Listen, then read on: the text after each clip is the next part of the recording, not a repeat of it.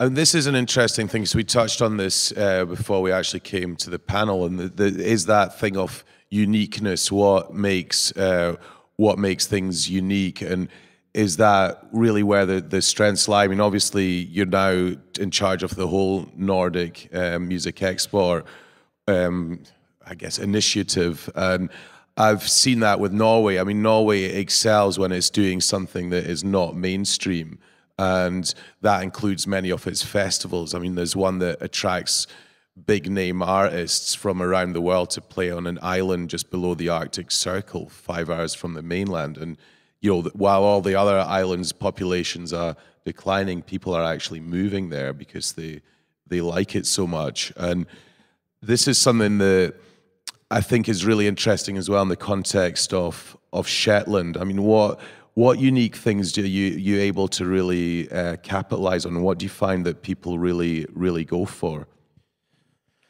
Well, as I say, I think the place itself is a reason to visit, and I think the music is tied very much into the environment of Shetland. The music is inspired and grown out of the environment of Shetland really over several hundred years, and especially the fiddle tradition.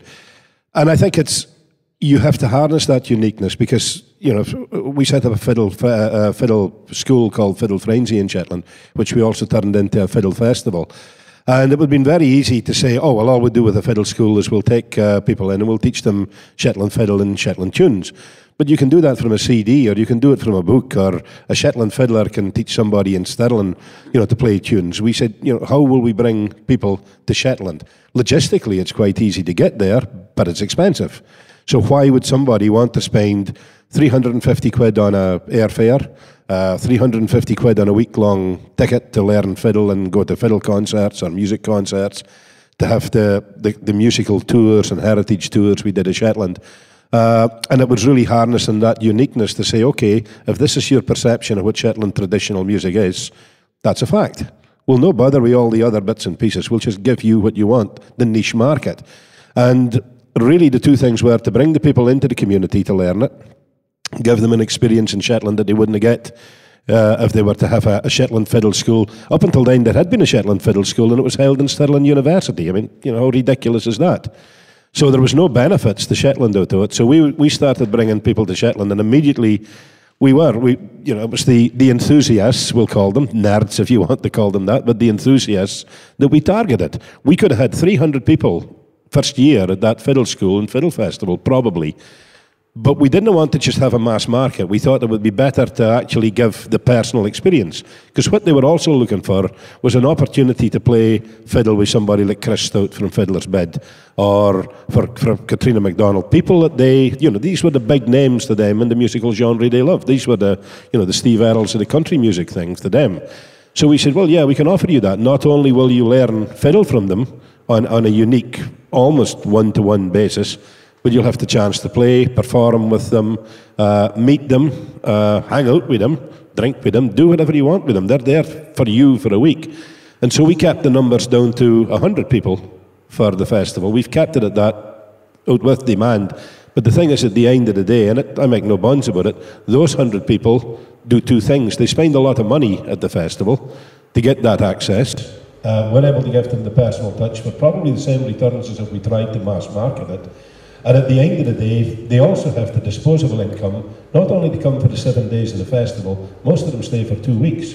Because when they've made that excuse to come to Shetland, they say, well, you know, we'll hang on and we'll have a week's holiday over and above that and see all the other things and go to all the other community music events that we won't get to during the festival. I think this is really interesting. I mean, this is the thing where, you know, in some cases the music is a bonus, or you know, for example, what you're doing, Dougal, is a service to people that are coming to the city. At the same time, you've got something where people specifically go to a place because of a music event, and then the idea is, how do you get them to stay longer? How do you get them to come and check out what else you're doing? And I think this is something that's always interested me with a lot of the Nordic events, is that you go to a music event, but there are other things on offer. You can go on a tour. This year when I came to, or last year when I was at Airwaves, I had a whole load of tourist information, different flyers, different activities that I could do, and Absolutely. you know, often there's a discount on there as well. So it's like, well, we've got the people, let's show them more of the country or the area that they're in. I mean, I think that one of the things that I wanted to look at as well is that we've been talking about things that are really coming from the grassroots, or at least supporting the grassroots, and then you have the opposite end of the scale of things like UNESCO City of Music. So Glasgow's had this title for, was it 3 years now? How has that had offered you any advantages? I mean, if Glasgow didn't have the UNESCO City of Music status, would you be doing anything differently, or would it have been any harder for you to set up? No, I don't think it would have been harder to set up, and we probably wouldn't be doing much differently, because the reason we wanted to do the Glasgow music tour is because of everything we'd learnt about Glasgow's music history anyway, which is why it won that award. But it's a good bit of status for the city, and it's a good hook to hang promotion of the tour on, definitely. And the council has a small department set up to maintain and promote that award, and they're very enthusiastic about the tour because they wanted to do some kind of walking tour. And when we heard about this, we went to speak to them, and they said, "Oh, great! Well, you're planning to do something good, because we don't have the resources to do that, but maybe we can help you promote it."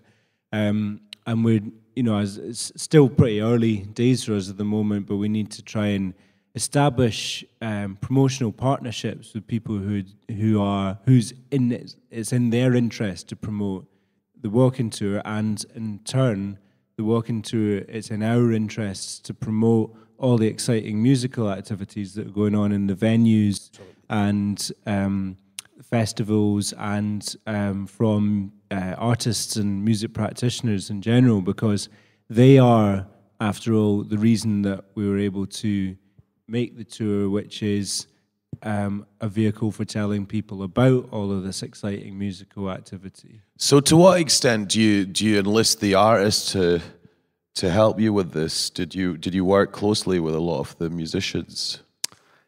Yeah, some, but also as much with journalists and promoters and venue managers and bookers and music historians and fans, really. And so it was quite a collaborative. It was presented by a broadcaster, Jim Gellertley, who's a big new music champion.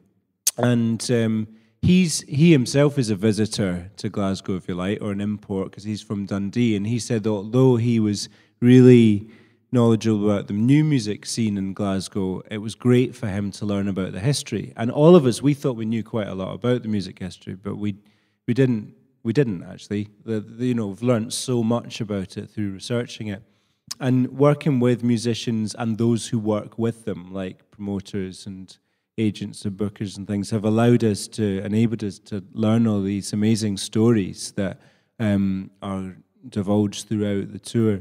And now we've got the opportunity, and I think it's really important to get fan stories in there as well, and to include them. So if we're talking about venues that don't exist anymore, like the legendary Apollo in the Glasgow, then we want stories from people who were there and who remember some of these incredible gigs.